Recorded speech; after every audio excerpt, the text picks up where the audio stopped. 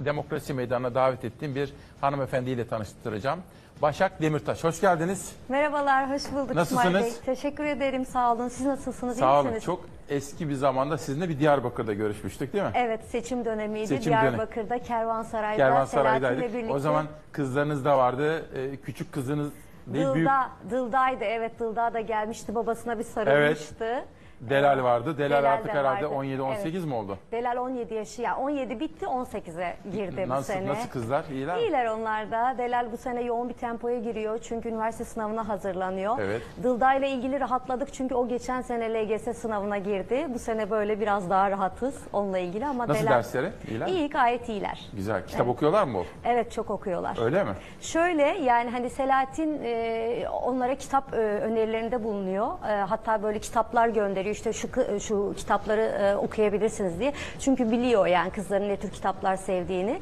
Onlar da okuyorlar. Hatta geçen gün Delal'in kitapları bitmişti. Babasına şey dedi, hani bana tekrar gönderir misin? 5 tane yeni kitap gönderdi. Delal okumaya başladı. Hayır, listesini mi yolluyor, o aldırıyor mu? Şöyle, kendisi okuyor ve bizim beğeneceğimizi düşündüğü kitapları ayırıyor. Ben görüşe gittiğim zaman onları alıyorum, kızlara getiriyorum. Ha, onun Kızlar okuduğu ve ben kitapları. okuyoruz. Evet, o okuyor. Çiziyor mu altını falan? Yok, hayır, çizmiyor. Altını çizmiyor, Evet, yok, sizlere... yok, evet, evet. Bizim için de kolay oluyor böyle hemen, çünkü gerçekten hani biliyor artık ne tür kitapları seviyoruz falan. Biz de hemen böyle okuyoruz kitapları. Şimdi 5 yıldır Edirne Kapalı Cezaevinde. 4 Kasım itibariyle 5 yıl bitiyor. 5 yıl bitiyor. 5 yıl bitiyor, evet.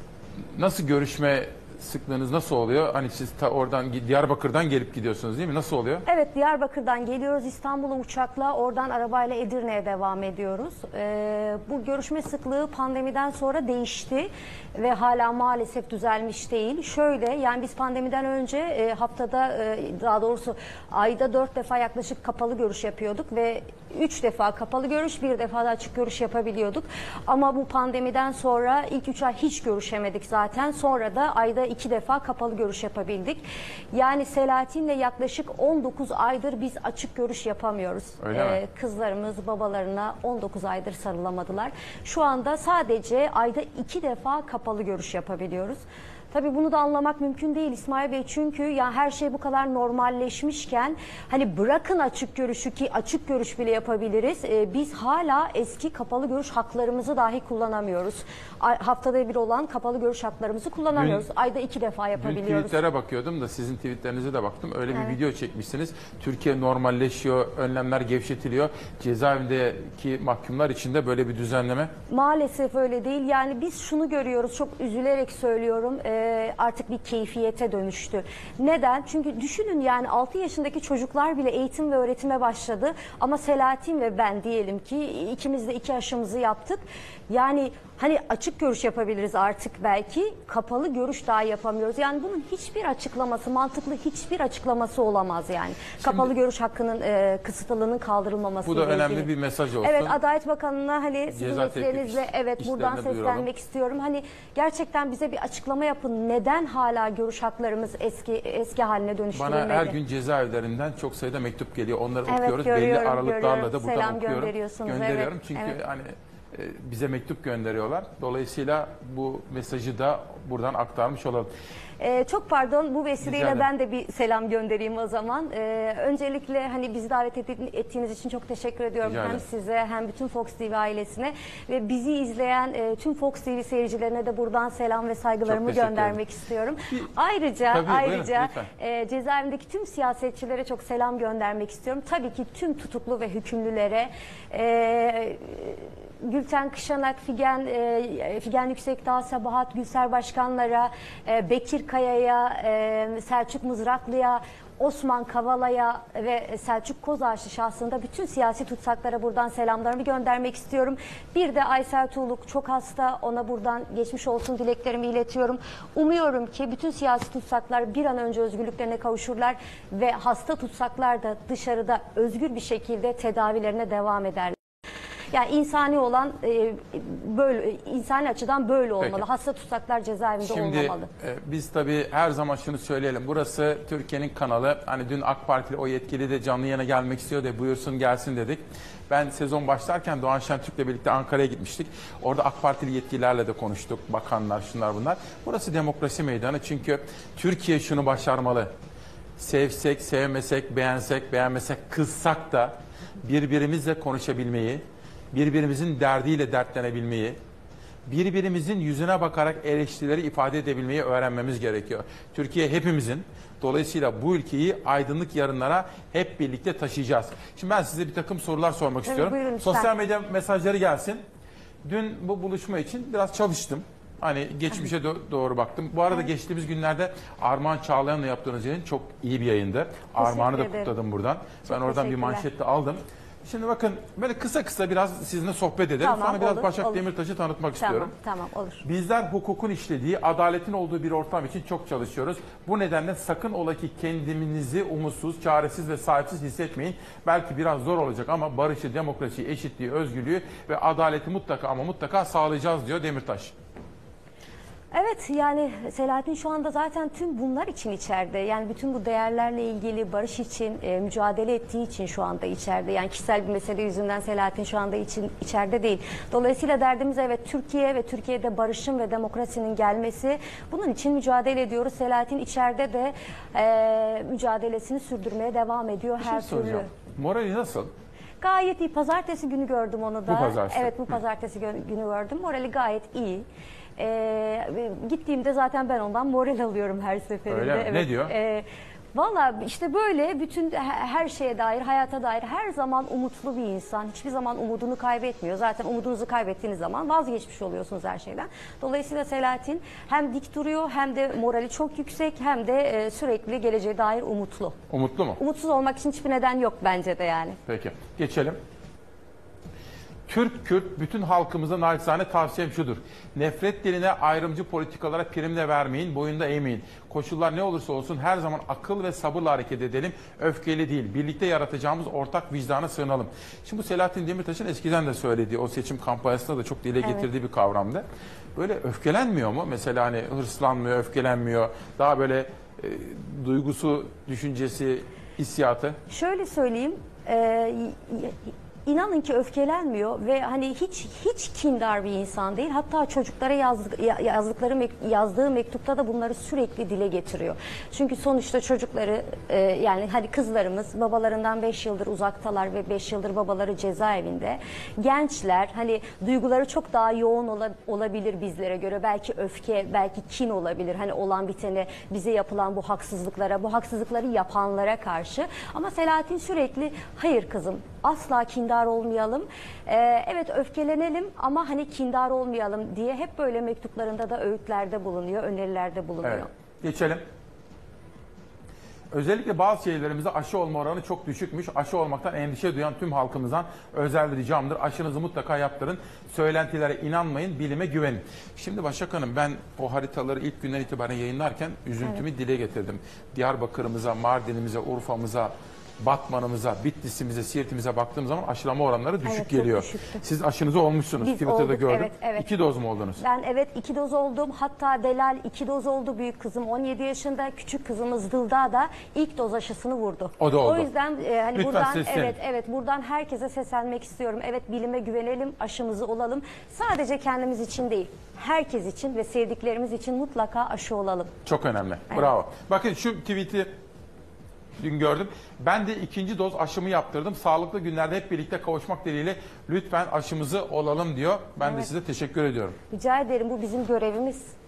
Hem kendimizi hem sevdiklerimizi hem de başkalarının sağlığını önemseyeceğiz. Bir sonraki manşet.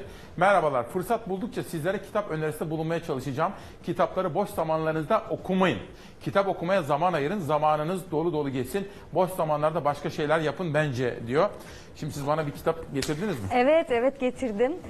Biliyorsunuz biraz önce de söyledim. Pazartesi günü gittim. Selahattin size ve Doğan Bey'e bir kart da gönderdi aynı Doğan zamanda. Şentürk ve bize böyle Edirne Kapalı Cezaevinden geldi. Ben de dur şöyle mi? Böyle mi? Savaş. Evet. Edirne F tipi yüksek güvenlikli kapalı ceza infaz kurumu. Teşekkür ederim. Evet, bunu da Selahattin zaten sizlere göndermişti. Bunu ben size kendim hani özel imzalamak bu istedim. yayının anısına. Evet, aynen Çok öyle. teşekkür ediyorum. Rica Sağ ederim. olun. Umarım keyifle okursunuz. Çok teşekkürler. Ben de size, bu da benim geçen yıl çıkan kitabım. Öyle mi? Ama size şimdi takdim etme imkanı. Ben de bunu imzaladım. Fikri hür, vicdanı hür. Hani Atatürk'ün sözü ve siz de bir öğretmensiniz. Fikri Evet. hür, vicdanı hür. Çocuklar, gençler yetiştirme konusundaki çabalarınız için bugün anısına bunu size takdim Çok etmek istiyorum. teşekkür ederim. Çok Kabul sağ olun. Çok buyurursanız. naziksiniz. Sağ olun. Çok teşekkürler. Devam edelim. Şimdi sonra sizin tweetlerinize baktım. Evet. Çalıştım. Armağan'ın programını bir daha izledim.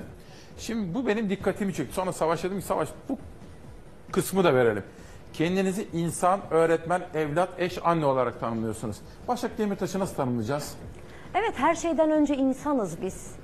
Önce insanız. Tabii ki sonra diğer kimliklerimiz sonradan geliyor. Aynı zamanda öğretmenim, eşim, bir kadınım, bir Kürdüm, bir muhalifim ama önce insanım. Ben kendimi öyle tanımlıyorum. Öğretmenlik, Öğretmenlik bitti. üzüntülü müsünüz orada? Evet, çok, yani şöyle, ben öğretmenliği çok seviyordum ve gerçekten öğrencilerimi de çok seviyordum. Ama hani istifa etmek zorunda kaldım. Koşullar böyle gerekti. Belki bir daha dönebilirim, bilmiyorum. Dönebilir misiniz? İster misiniz? Yani tabii ki de isterim. Özlüyorsunuz. Evet, işte özellikle öğrencilerimi çok özlüyorum. Ben o zaman şöyle bir şey hatırlıyorum. Çok uzun tabii bir taraftan eşiniz hani sizin yaşadıkları, bir taraftan okula gidip gelmek zorlu oluyordu değil mi? Hayır, Şartlar mı? şöyle Ya. yani hani koşullar gereği zor oluyordu ama bir taraftan aslında öğrenciler bana iyi de geliyordu. Yani çünkü hani öğrencilerin karşısına geçtiğiniz zaman her şeyi unutuyorsunuz ve gerçekten bana çok moral de oluyorlardı.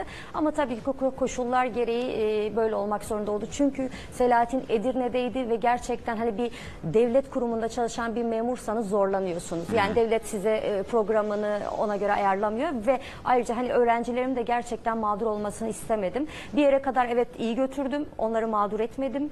O konuda vicdanım çok rahat ama hani özellikle pandemi ve sonrası bu görüşlerin belli olmaması. Çünkü mesela önceden İsmail Bey bizim görüşler belliydi. Haftada bir gün çarşamba günü ama şimdi öyle değil. Mesela diyelim ki Ekim ayı görüşleri Ekim ayının ilk haftası belli oluyor. Yani şimdiden biz mesela Kasım ayının görüşlerinin ne zaman, hangi tarihte, hangi gün olacağını bilmiyoruz. Oysa bilmeniz gerekir, uzaktan geliyorsunuz. Evet ama Diyarbakır'dasınız. evet bilmediğim için hani biz bunu mesela hadi gidip işte idareye işte bu ayki görüşüm çarşamba, bu ayki görüşüm perşembe, bu ay 23'ünde diyemiyorsunuz. Öyle o da yani öğrencileri de o şekilde ayarlayamıyoruz. Dolayısıyla böyle olması Ama gerekti. özlüyorsunuz gördüğüm kadarıyla. Evet, çok seviyordum öğretmenliği. Ya ben hala öğretmenim de hani öğrencilerimi özlemeye başladım, evet. Siz 5 kardeşsiniz benim bildiğim kadarıyla. Evet. Bir tane doktor vardı, kalp Evet, cerrahı, evet, kalp kardiyolog. doktoru vardı. Evet, evet. Bir tane iktisat okumuş bir kardeşiniz evet, vardı. doğru. Bir tane ev hanımı vardı, evlenmişti. Evet, evet. 5. Bir tane de şu anda bir güneş enerjisi üreten bir fabrikada idarecilik yapıyor. Peki. Çilem. Şimdi Burada tanımlan... onlara da selam göndereyim. Anneme de babama da. Anneniz, babanız Selahattin'in annesine ve babasına, bütün ailemize buradan selamlar. Nasıllar, iletiyorum. iyiler mi? İyiler. Yani şöyle tabii hani anne ve babalar yaşlanıyorlar artık ve hani moralsiz de oldunuz mu biraz şey oluyorsunuz yani ister istemez. Bir de o kaza sonrası biz biliyorsunuz çok büyük bir kaza geçirdik ve o kaza sonrası şey oldu yani hani toparlanmaları eski halleri gibi olamadılar. Peki Öyle onlara söyleyeyim. geçmiş olsun diyelim. Teşekkür ederim. Şimdi çok o sağ olun. profilinizde şimdi insan diyordu, Öğretmen, diyordu, eş diyordu. anne, Eş. eş. Şimdi siz aynı zamanda bir eşsiniz ama Evet. tabii bir siyasinin Türkiye'de çok konuşulan, çok eleştirilen de, çok bir taraftan da sevilen taraftarı da olan yani böyle zorlu bir kişinin eşisiniz aslında. O sizin eşiniz öyle diyelim. Biz öyle tanımlıyoruz. Mesela biz şöyle diyoruz. Demirtaş Başak Demirtaş'ın eşidir diye tanımlıyoruz. Evet, o da öyle bir evet, düzeltme evet, yapmıştı öyle. zamanında bir kere. Fakat şimdi tabii bir 5 yıldır da eşi cezaevinde olan birisiniz. Evet. Yani tabii ki çok zor. Yani şöyle 2 kızımız da var. Çok zor. Bir taraftan hayat akıp gidiyor. Hayatla ilgili bir sürü sorun var ve onlarla baş etmek zorundasınız ve bunu eşinizle birlikte yapmanız gerekiyor. Birçok şeyi. Özellikle kızlarınızla ilgili hani geleceğe dair olan kararları eşinizle birlikte almanız gerekiyor ve cezaevindeki biriyle bunu yürütmek gerçekten çok zor oluyor. Mesela geçenlerde Dilda'nın okuluyla ilgili bir tercih yapmamız gerekiyordu. Bir karar vermemiz gerekiyordu daha doğrusu. Tabii bunu Selahattin'le birlikte bu kararı alacağız. Ama yani bu bizim 15 günümüzü aldı. Çünkü avukat gidecek, biz ona derdimizi anlatacağız ya da hani yapmak istediklerimizi, önerilerimizi sunacağız. O önerilerini değerlendirecek, bize gönderecek. Çok zor tabii, yani hani bu açılardan çok zor. Ama hani ne yapalım? Umarım ki Türkiye için, yani özgür bir Türkiye için, demokrasinin olduğu, barışın olduğu bir Türkiye için bu bedele değer diye düşünüyorum. Umarım iyi şeylere vesile olur. Hani bu sadece bizim değil, cezaevindeki bütün siyasi tutsakların ödediği bedele değer yani.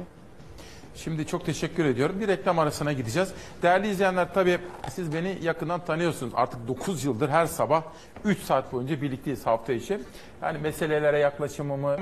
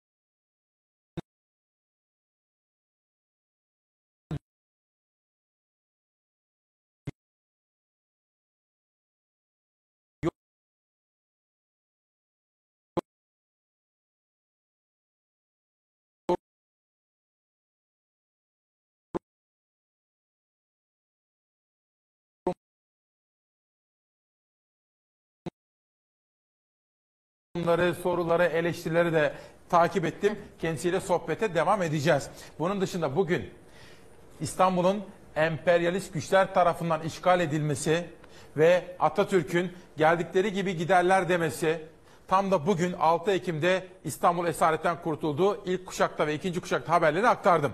2. Bugün geride bırakalım dedik. MHP lideri Devlet Bahçeli'nin dün yaptığı açıklamalar üzerine laiklik bağlamındaki sözlerinden manşet çıkardık. Gerçekten de Sayın Bahçeli'nin ifade ettiği gibi laiklik gibi konular artık Türkiye'de çözülmüştür ve bu tartışmaları geride bırakalım diyoruz. Ve bundan sonra ekonomi, Pandora'nın kutusu gibi temel konuları da işlemeye devam edeceğiz. Ve Tigris gazetesi gelsin Savaş. Başak Hanım, biz her sabah yerel gazeteleri de okuyoruz. Ve o gazetelerden birisi İzmir, biri Diyarbakır oluyor, biri İç Anadolu. Evet, takip ediyorum Her ilgiyle. gün veriyoruz. Evet. Sağ olun. Şimdi çarşı pazar el yakıyor. Gıda fiyatlarındaki önlenemeyen artış vatandaşın alım gücünü en alt seviyeye düşürdü. Diyarbakır'da geçen yıl 60 liraya dolan bir pazar arabası bu yıl 200 liraya dolmuyor. Şimdi siz tabii şu anda nasıl diyeyim, hem annesiniz, evet, hem babasınız değil mi? Eşiniz 5 yıldır cezaevinde olduğu için. Bunu bir anlatır mısınız? Geçim, Diyarbakır'da hayat pahalılığı ya da kolay mı? Ne yapıyorsunuz? Birazcık gözlemlerinizi anlatır mısınız? Şöyle, bu aralar kış hazırlıkları yapıyorum. Yani işte konserveydi, turşuydu. Onların hazırlıklarını yaparken tabii markete de, pazara da alışverişe gidiyorum. Gerçekten fiyatlar inanılmaz derecede uçuk. Ve ilgimi çeken şöyle bir şey oluyor artık pazarlarda. Mesela eskiden diyelim ki işte 3 kilo biber 1 lira, işte 5 kilo domates 2 lira gibi fiyatlar görüyorduk. Ama şimdi öyle değil İsmail Bey. Nasıl? Yarım kilo biber şu kadar diye fiyatları görüyorum mesela. Yani hani 3 kilo biberden yarım kilo biberin fiyatlarını görüyorum. Bir de şöyle bir şey oluyordu mesela. Hani eskiden pazarlara gittiğimiz zaman hani biz 4 kişilik bir aileyiz. Her şeyi az az alıyoruz. Çünkü hani israf da olmasın diye. Mesela diyelim ki işte ben 1 kilo biber alacağım. 1 kilo biber bile alırken şey yapıyorum. 1 kilo biber verir misiniz falan. Hani pazarcı bana böyle bir tuhaf tuhaf bakıyor. Ya 1 kilo, 3 kilo 1 lira hepsini al falan gibi. Ama şimdi öyle değil. Yarım kilo aldığımız zaman bile pazarcılar mutlu oluyorlar. gerçekten her şey inanılmaz derecede, her şeyin fiyatı fahiş derecede arttı. Yani kiralar zaten hani hep böyle gündemde biliyorsunuz. İnsanlar kiralık ev bulamıyorlar. Ya eskiden hani bir şekilde krediyle falan, mesela biz de ilk evimizi krediyle aldık. Krediyle ev alınabiliyordu ya da ikinci el araba alınabiliyordu ama şimdi öyle değil. Yani insanlar kiralık ev bulamıyorlar. Bir kiralık evin fiyatı asgari ücretle aynı, hatta daha fazla. Mesela Diyarbakır için belki asgari ücretle aynı ama mesela İstanbul için böyle değil yani. Kira fiyatları çok fazla ve insanlar evlenemiyorlar, gençler evlenemiyorlar artık. Çünkü gerçekten çok sıkıntılı ve çok zor zamanlardan geçiyoruz ekonomik açıdan. Peki. Evet. Bir şey söylüyordunuz, sözünüzü kesmeyin. Yani tabii ki bu da Türkiye'nin durumuyla bir bütün yani. Onu Tabii, kastediyorum. anladım. Evet. Peki bir çarşı pazara gidelim mi? Tamam, Şimdi olur. ben tabii çocukken de biz bunu yapardık. Birkaç kere söyledim, lütfen tekrar olduğu için kusura bakmayın ama tam laf lafa açıyor. Evet, Ne yapalım? evet. Biz böyle yazılı bir metin üzerinden bakmıyoruz. Evet. Biz küçükken de pazara akşamüstleri giderdik Başak Hanım. Daha ucuz olurdu değil Daha mi? ucuz Evet, olurdu. şimdi de öyle. Şimdi de öyle. Ama ben işte geldim 49 yaşıma, şimdi artık bunların geride kalmış olması gerekir diye Hayır değil, düşünüyorum. maalesef öyle değil. Savaş, hazır mıyız? Pazara gidiyoruz.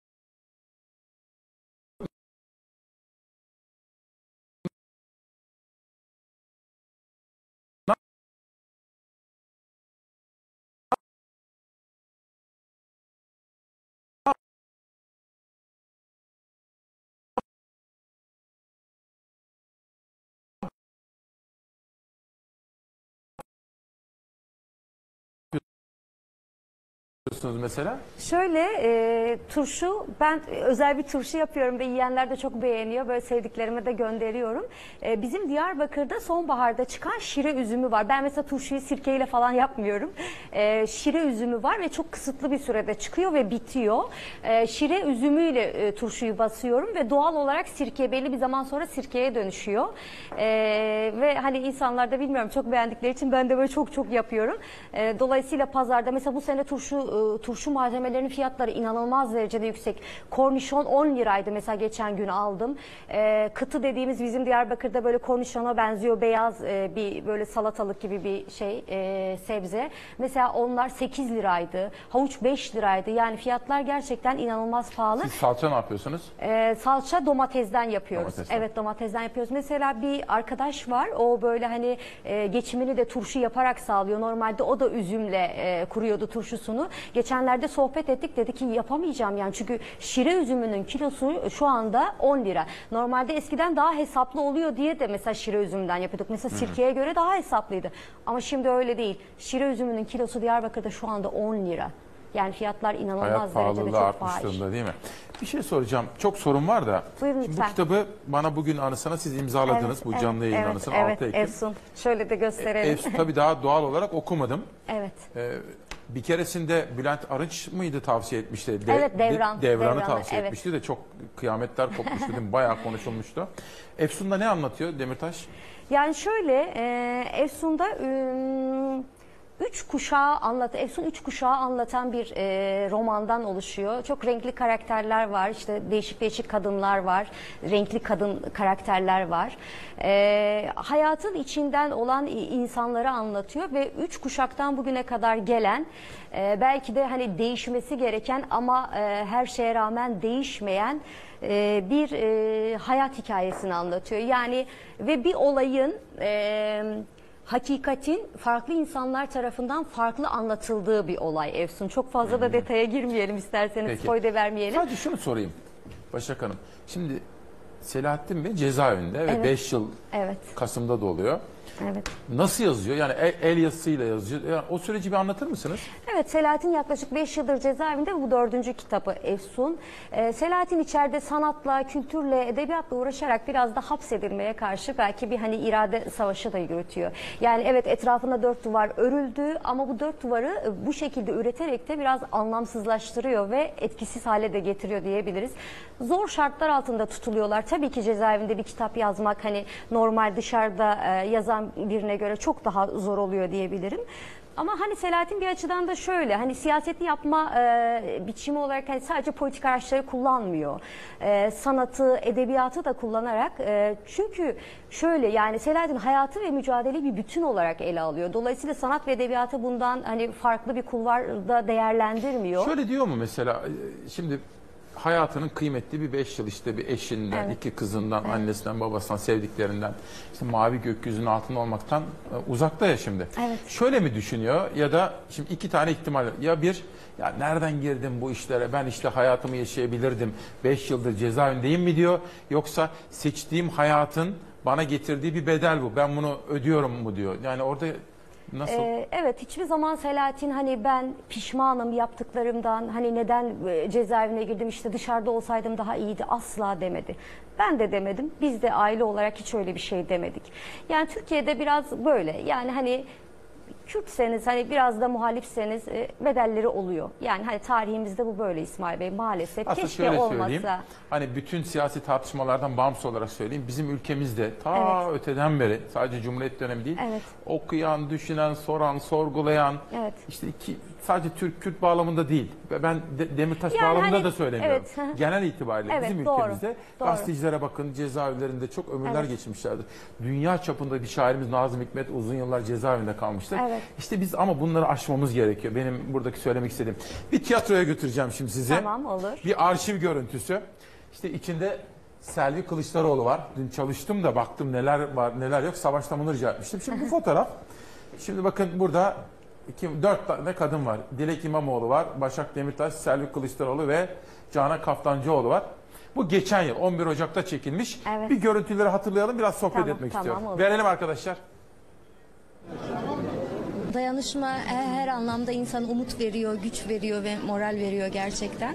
Bir de işte bu tür zamanlarda da aynı zamanda keyif veriyor. Kılıçdaroğlu, Demirtaş ve İmamoğlu 3 eş bu kez tiyatro salonunda bir aradaydı. 3 yıl aşkın süredir cezaevinde tutuklu olan Selahattin Demirtaş'ın kitabı Devran'ı oyuncu Jülide Kural sahneye koydu. Bu kez ev sahibi Başak Demirtaş oldu. Güzel bir oyun sergilenecek. Biz de onu izlemeye geldik. İnşallah güzel olacak. O hala Devran'ın gözlerine bakıyordu. Devran'da 12.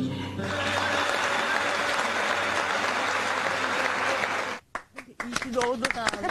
Eşinle, çocuklarınla, çevrenle, Çok bütün teşekkür ederim. Çok sevdiklerinle. sağ olun. Daha önce Başak Demirtaş'ın doğum günü vesilesiyle 3 isim bir araya gelmişti. Selahattin Demirtaş'ın Devran isimli kitabının okuma tiyatrosunda da yine Dilek İmamoğlu, Başak Demirtaş ve Selvi Kılıçdaroğlu yan yana.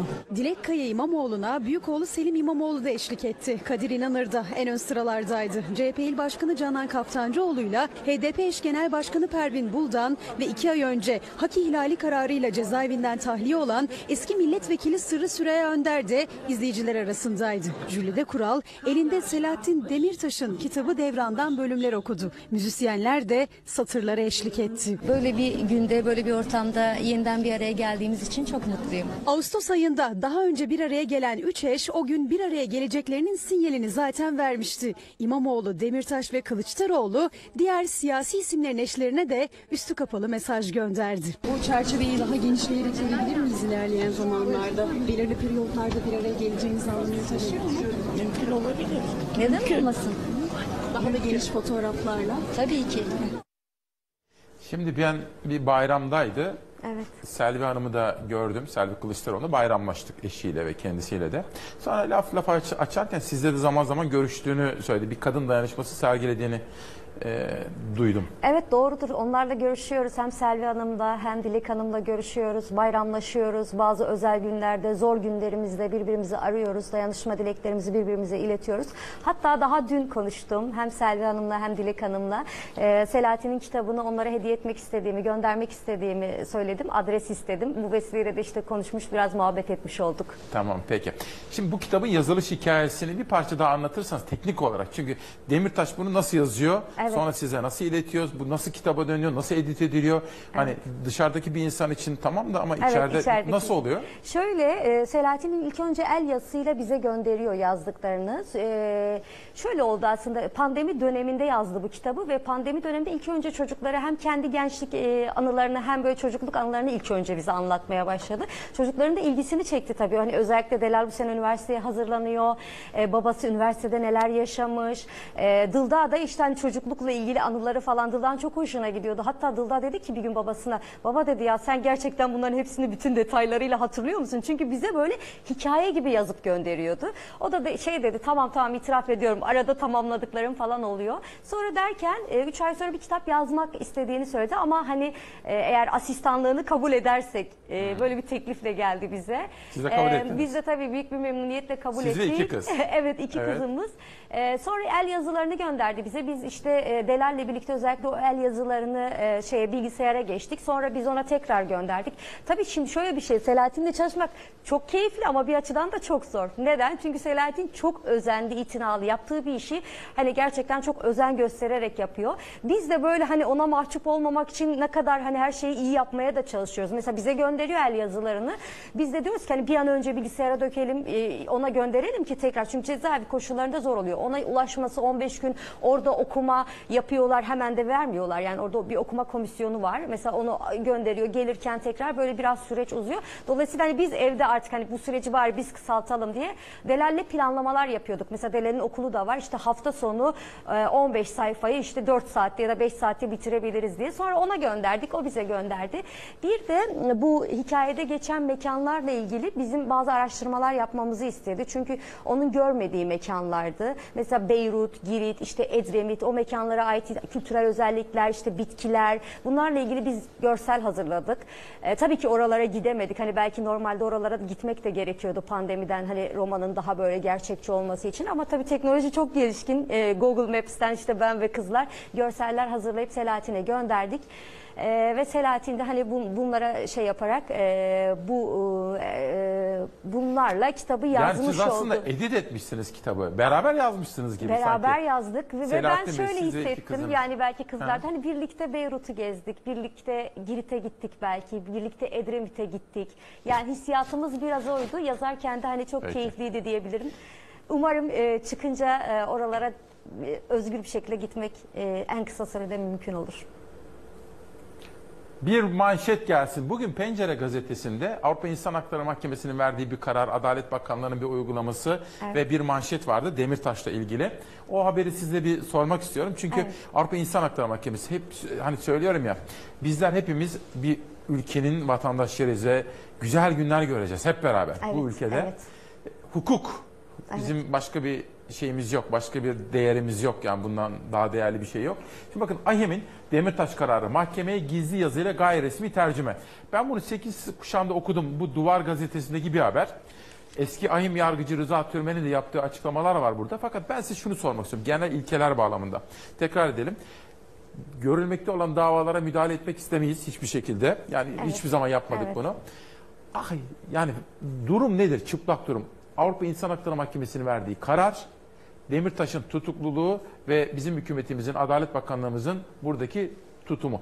En son durum nedir Başak Hanım? Şöyle söyleyeyim, bakın İsmail Bey, Selahattin'in 5 yıldır haksız yere cezaevinde, yani herhangi bir kesinleşmiş mahkeme kararı olmadan cezaevinde tutuluyor olması tespiti doğru bir tespit, ancak eksiktir. Çünkü Selahattin'le ilgili kesinleşmiş bir karar var ve o da Selahattin'in suçsuz olduğuna dair ve derhal serbest bırakılmasına dair AİHM Büyük Daire kararıdır. Yani AİHM Büyük Daire kararıyla Selahattin'in derhal serbest bırakılması gerektiği çağrısı yapıldı bu kararla birlikte. Ancak bu karara uyulmadı. Yani tabii bu da inanılır gibi değil yani. Hani maalesef şu anda ülkeyi yönetenler istedi diye Selahattin içeride, yoksa herhangi bir suç olduğu için değil. Bakın İsmail Bey, ya AİHM Büyük Daire kararı tıpkı Anayasa Mahkemesi'nin kararları gibi Türkiye açısından bağlayıcıdır ve bizim anayasamızda 90. maddede bu yer alır. Der ki AİHM Büyük Daire kararı bağlayıcıdır ve hatta daha ileri giderek şunu der. Der ki, ya anayasamızın bu 90. maddesi, temel hak ve hürriyetler söz konusu olduğu zaman burada yerel mahkemeler ve işte uluslararası mahkemeler arasında bir çelişki varsa dikkate alınması gereken mahkeme yerel mahkeme değildir, AİHM'dir. Dolayısıyla Selahattin'le ilgili bu verilen kararın normalde derhal uygulanması gerekiyordu. Maalesef işte hani Türkiye'de evet hukukun olmasını hepimiz istiyoruz ama görüyoruz ki Türkiye'de şu anda gerçekten hukuk bağımsız değil. Bunu nereden görüyoruz? İşte bu pratiklerden görüyoruz yani hani. Bir şey diyeceğim, tekrar sormak isterim. Buyurun lütfen. Selahattin Demirtaş'la ilgili bizim mahkemelerimizde verilmiş, kesinleşmiş bir karar yok mu? Hayır, yok. Hiçbir şey yok. Yok, evet yok. Zaten öyle bir şey olsa AİHM'in öyle bir çağrısı Kararı da çıkmaz. olmaz. Evet, öyle bir şey. Ve AİHM daha sonra bu karara uygulanmadığı zaman da İsmail Bey, mesela hani bu çok az olur. Normalde hani ülkeler itibarlarını korumak için, çünkü sonuçta siz bu sözleşmeyi imza atmışsınız ve taahhüt etmişsiniz. Hani biz bu kararları uygulayacağız diye. Ya Türkiye maalesef bu konularla ilgili itibarını zedeledi. Çok üzülerek söylüyorum. Tabii ki böyle olmasını hiç istemezdim. Ama böyle oldu. Ve böylesi durumlarda şöyle bir şey oluyor.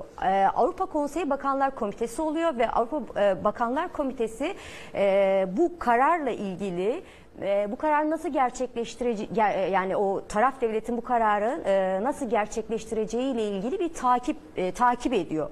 Ve bu sırada Türkiye'ye bir takım ödevler verdi mesela Bakanlar Komitesi. Şu tarihe kadar bunu uygulayın, Evet, uygulamayın diye takip listesine de almışlar. Ya uygulayından kasıt şöyle. Yani biz ihlal kararı verdik. Siz bu ihlalin giderilmesi için neler yapacaksınız? Bize bir eylem planı, bir yol haritası vermeniz gerekiyor. Bunu gönderin. Aslında bununla ilgili süre 22 Haziran'da doldu ve hükümet hiçbir eylem planı ve yol haritası sunmadı. Yani hani Demirtaş'ın tahliyesini sağlayacak ve dolayısıyla Bakanlar Komitesi son bir ek süre verdi. 30 Eylül. Dedi ki ben sana bir takım ödevler verdim. Bu ödevleri yerine getirmen için sen bu ödevlerini yerine getirmedin. Sana bir daha bir süre veriyorum. 30 Eylül Evet, böyle bir peki. süreydi. Aslında hani Anayasa Mahkememizin verdiği bir takım kararlar da vardı. Onlara uymayan yerel mahkemeler de oldu. Nitekim geçtiğimiz haftalarda hem Adalet Bakanı Sayın Abdülhamit Gül açıkladı, hem de Anayasa Mahkemesi Başkanı açıklamak durumunda kaldı. Yani herkes Anayasa Mahkemesi kararlarının bağlayıcı olduğunu bilmeli, kabul etmeli ve bunu uygulamalıdır dedi. Ama siz öyle diyorsunuz da İsmail Bey, bir taraftan da evet iyi güzel hoş bu sözler kulağa hoş geliyordu ama bir taraftan da AİHM bizi bağlamaz diyenler de oluyor. Ama bağlar. Ama bağlar. Yani biliyorsunuz yani ülkenin yöneticileri tarafından bu da söylendi. AİHM kararları bizi bağlamaz, karşı hamlemizi yapar, gereğini yaparız. Peki. Şimdi bir meclise gidelim. 1 Ekim itibariyle meclis açıldı, mesai başladı. Bakın gündeminde neler var.